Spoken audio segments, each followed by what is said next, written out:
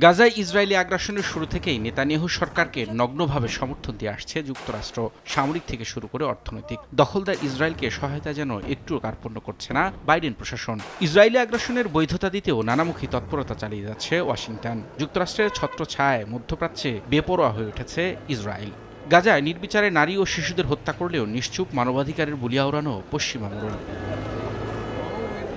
তবে গাজায় ইসরায়েলি হামলার বিরুদ্ধে শুরু থেকেই মার্কিন কংগ্রেসে সোচ্চার ভূমিকা রাখছেন প্রতিনিধি পরিষদের সদস্য ফিলিস্তিনি বংশোদ্ভূত মার্কিন আইন প্রণেতা রাশিদা তালিব। স্থানীয় সময় বৃহস্পতিবার ক্যাপিটল হিলে দেয়া বক্তব্যে তেল আবিবের কঠোর সমালোচনা করেন তিনি। বলেন, আত্মরক্ষার অজুহাতে গাজায় নির্বিচারে গণহত্যা চালাচ্ছে Israel.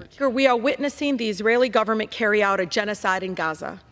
Recently, the Gaza Ministry of Health released 649-page document with the name, age, ID number of 34,344 Palestinians killed in Gaza who have been identified.